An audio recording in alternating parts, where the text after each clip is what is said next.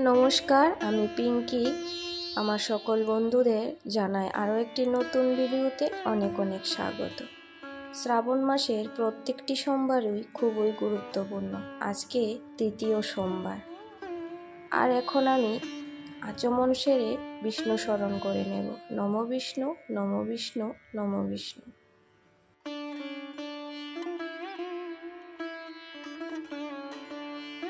ওম অপবিত্র পবিত্র বা সর্বাবস্থাং গতঃ পিবা যশরেত পুণ্ডরী কক্ষাৎ সবাজ্য অভ্যন্তরং শুচি নমো শুচি নমো শুচি নমো শুচি।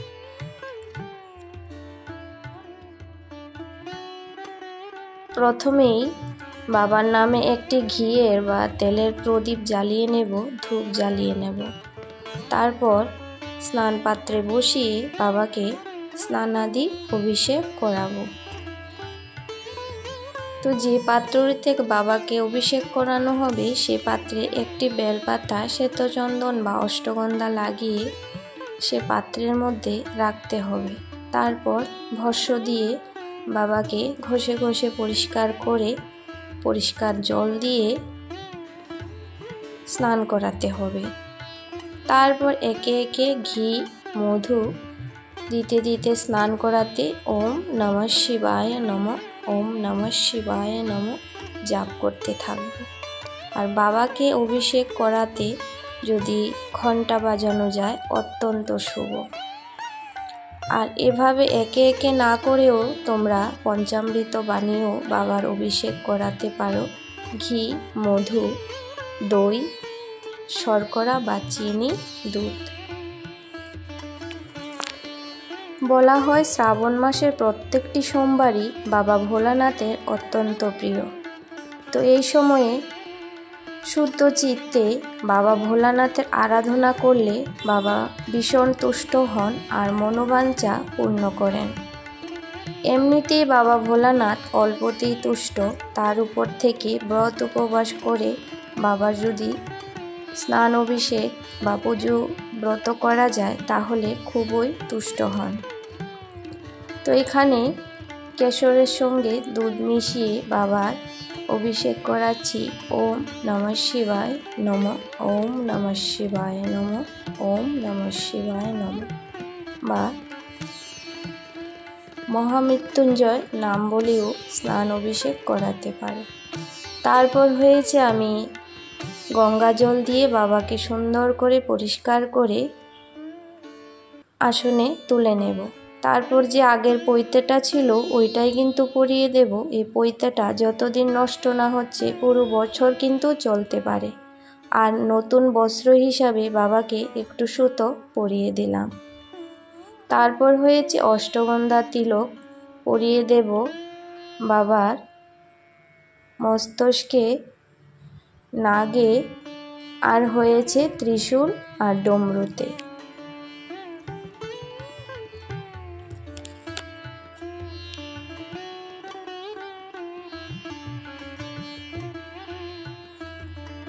সমস্ত বেল পাতা ফুলের মধ্যে কিন্তু আমি গঙ্গা জল, কর্পূর, অষ্টগন্ধা লাগিয়ে নিয়েছি।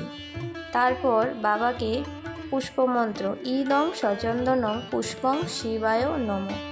তারপর বেলপাতা একে একে দেব।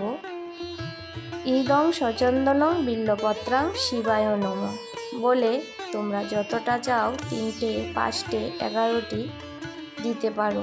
আমি আজকে 11টি জোগাড় করেছি আর 11টাই মন্ত্র বলে বলে একে একে দেব। তারপর এখানে ধুতরা ফুল বাবাকে নিবেদন করছি আর সমস্ত ফুল দিয়ে বাবাকে সাজিয়ে দেব।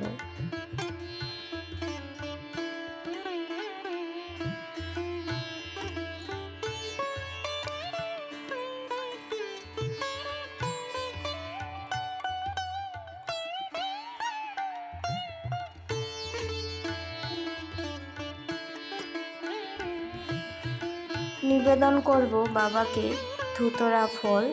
তো সমস্ত কিছুতে কিন্তু অষ্টগন্ধা লাগিয়ে নিয়েছিলাম।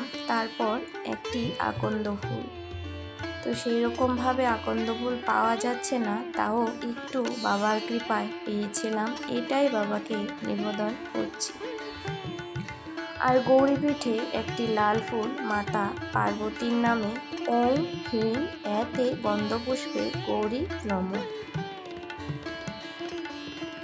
হাত জোর করে দেবী পার্বতীর প্রণাম মন্ত্র করে নিচ্ছি। ওং সর্বমঙ্গলা মঙ্গলে শিবে সর্বার্থে সাধিকে শরণ্যে ত্র্যম্বকে গৌরী নারায়ণী নমোস্তুতে।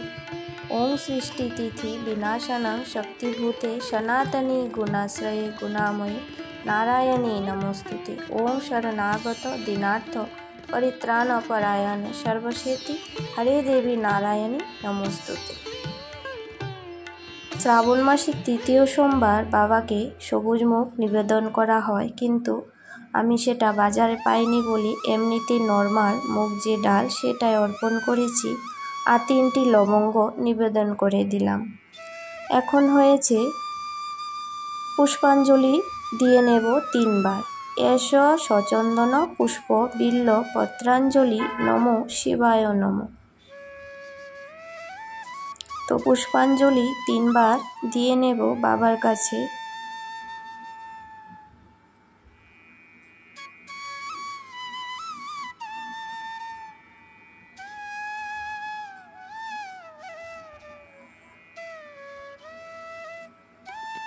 আর সঙ্গে প্রণাম মন্ত্র করে নেব। ওং নমো শিবায় শান্তায় কারণত্রয় হেতবে নিবেদয়ামি চাত্মানং তং গতি পরমেশ্বর। ওম নমঃ শিবায় নমঃ। কিছুটা দূর্বা বাবাকে নিবেদন করছি। শ্রাবণ মাসে প্রত্যেকটা সোমবারই বাবাকে লবঙ্গ গোলমরিচ অর্পণ করতে পারো। তারপর হয়েছে 116 আনা অবশ্যই নিবেদন করবে, আর এই 1টি টাকা কোনো মন্দিরে দিয়ে দেবে।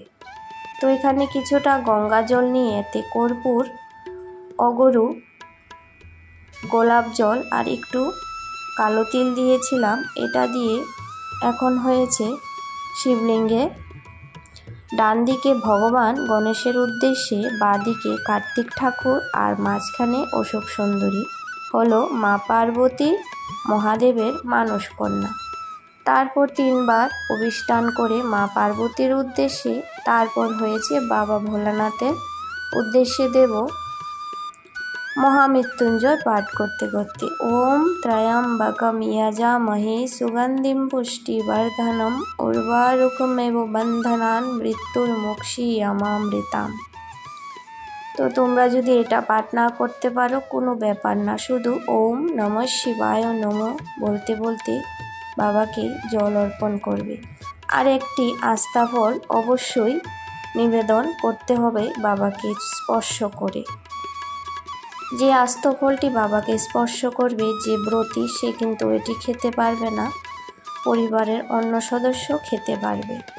তারপর যে ভোগ নিবেদনে ফল মিষ্টি বাবাকে নিবেদন করা হবে, এটি ব্রতীসহ পুরো পরিবার সবাই মিলে প্রসাদ নিতে পারবে।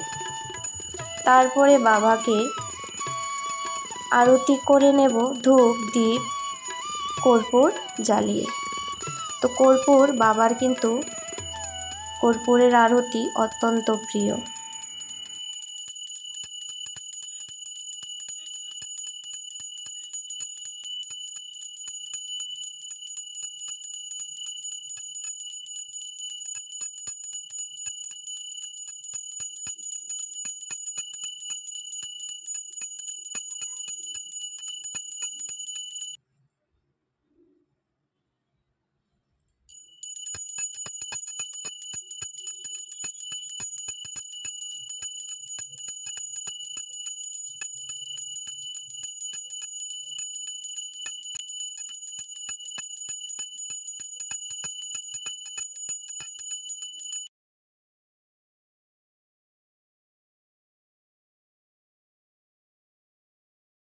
আরতি শেষে বাবার শ্রী শ্রী শিবের অষ্টোত্তর শতনাম অবশ্যই কিন্তু পাঠ করতে হবে, না হলে এই ব্রত আর পূজা যে পূর্ণ হবে না। তথায় আছেন বসি দেব পঞ্চানন কাঞ্চন আসনে বসি প্রভু পশুপতি বামাগণ বাম ভাগে শুভপান দেবী হৈমবতী, পুরাণ তত্ত্ব সৃষ্টি তত্ত্ব কত কথা কয়, শুনি পলকিত হয় দেবীর হৃদয়।